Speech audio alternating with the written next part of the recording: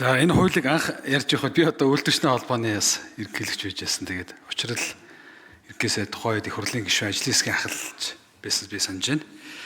Уул нь бол тэр үед бас эхлээд яваад эхэлсэн байсан болоод өдөөд бас одоо нэг шудраг тогтолцооныхаа шудраг эргээд төлсөн юм а буцаагаад авдаг гэдэг энэ зүйл маань бас нэг 5 жил өнгөрчихсөн овоо хоромтолтой болох байсан болов гэж бодож байгаа. Гэхдээ одоо ойротох юу ах вэ? Энийг одоо хийх ёстой. Түрүүний ариун цай гишүүний хэлдэг тэр баялагын сангаас тодорхой хэмжээний хөрөнгө оруулалт урамшууллыг холбож өгөх нь их чухал аа. Энийг бол одоо хийх ёстой. За бүр цаашлаад манай даатгалын сан маань басчгүй боломжийн болоод ирсэн болвол одоо энэ 17% төлж байгаагийн бас нэг 0.5 1% гэдэг юм уу. Энэ хувийн даатгалын тухайн даатгалагч нар сонголтын нөгөөд ир нь оруулах хэрэгтэй байгаа. 100% өвлж авдаг, өөрөө тэрийгэ хэрэгэлдэг. За тэгээ насныхаа сүүлд одоо гадаа дотоод жагсаал хийж миний тэтгэр нэм гэж орилохоос илүүтэйгээр өөрийнхөө хоригдлоосон юмыг өөрөө зарцуулаад байдаг ийм зүйл ба. Тэгэхээр одоо хувийн тэтгэр дээр би яг буцааж авах тэр гэдэг дээр та эдийн сонголтын хувьд шууд 100% буцааж авах гэдэг байдлаар тэр оруулж байна. Эсвэл тэрийн тухайн компаниуд нь эрхийг олгочод байна уу гэдэг нэгдүгээр асуулт байна. За хоёрдугаарх нь хичнээн компани аж ахуйн нэгжээр хязгаарлаж байгаа юм. Америкийн нэгдсэн улсд бас замбараагүй анх болгоод бараг 1000 хувийн тэтгэврийн даатгал байж байгаа бүгдээрээ нөгөө бас дампуурах асуудал руу орж ирсэн. Тэгэхээр тооны хязгаарлалтан дээр яаж анхаарч байна уу? Түүнийг хянах хяналтын зөвлөл, төлөөлөн удирдах зөвлөл гэдэг тал дээр одоо яг ямар хамгаалтыг хийж байгаа вэ? Энийг бол бас нэлээд асуугаад байгаа. За олон компаниуд бол менежмент сайтай компаниуд ажилчдаа алдсан гэхээс оронд тэтгэврээр нь барьж уйчиж штэ. Ажилчдаа ховцоо олгоод бариад авчиж байна. Нэмэлт тэтгэврээр нь бариад авчиж байна. Би чамд доктортой ажилласан жил болгонд чинь одоо 1%, 2% одоо хувийн тэтгэвэр бий болно. Чи тэтгэврт гараад манай компаниас харуул хангалттай гарна гэж. Тэгээ энийг манай улс болон бусад салбарууд энийг итгэл үнэмшлийг бий болгоод өгөх юм бол энэ бол маш том хөрөнгө оруулалтын сан бөгөөд ирээдүйдээ бид нэр зөвхөн улсын тэтгэврээс хараа суугаадах биш. Хувийнхаа тэтгэврээр нөгөө гадаадад аялдаг, зугаалдаг, орон сууц авахдаг, өвдөд зоввол тэндээсээ авчдаг ийм сан болох одоо боломжтой. Тийм учраас одоо яг хувийн тэтгэврийн даатгалын сангууд хичнээн төгрөг байгаад байна уу? Буцааж олгосон тийм тэтгэврт гарцсан хичнээн хүн байна уу? Тэрийг яг яаж олгож байгаа тийм кейсүүдийг манай нийгмийн даатгалынхан судалж үзсэн үү гэдэгтээ тодруулаад асууч.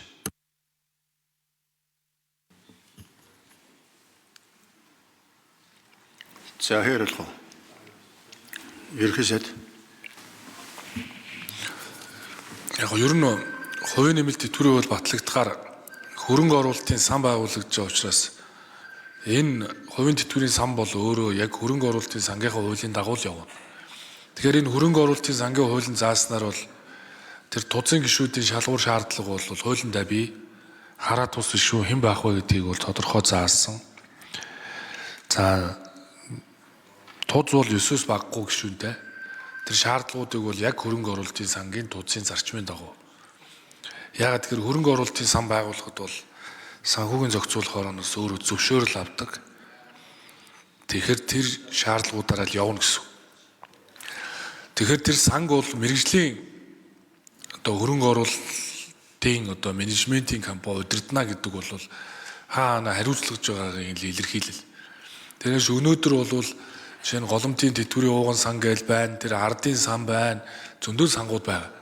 Зарим компаниуд энийг одоо хуулийн үрээд биш зүгээр нэг юм даатгалын компани хэлбэрээр төрийн бас байгууллагын хэлбэрээр ингээд зохион байгуулалт байсан. Гэхдээ эдгээр хүмүүс тэтгэврт гарахад сан хэрвээ одоо эрсдэлд орвол яах вэ гэдэг дээр одоо хүртэл хуульгууд яваад байна.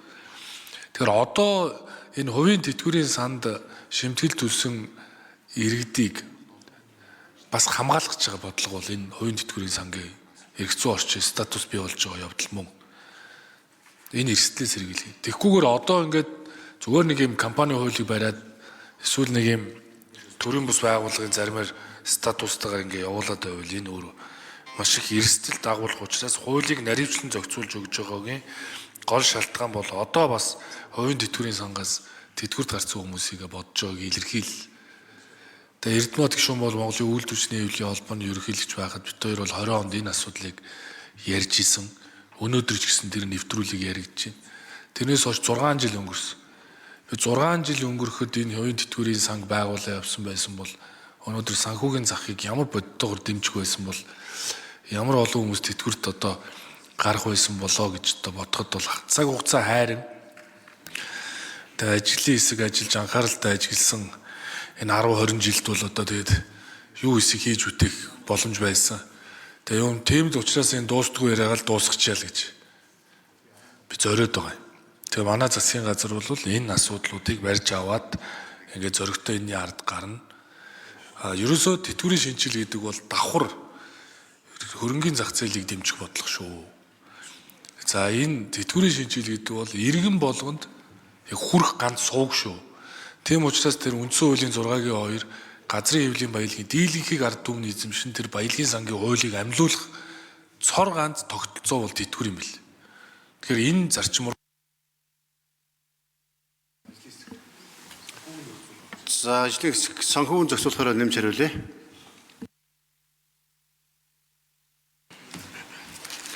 Санхүүгийн зохицуулахаараа Цэрэнбаатар.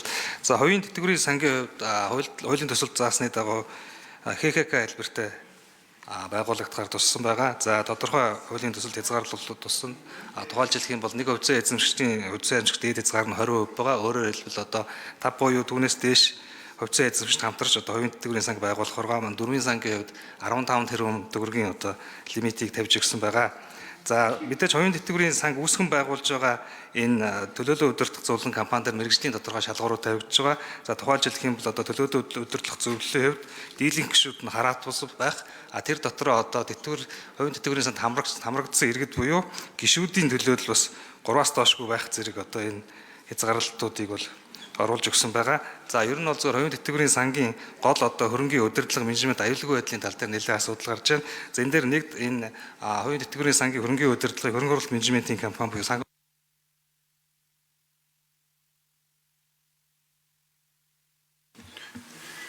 За ганц зэрэг гишүүн асуултаа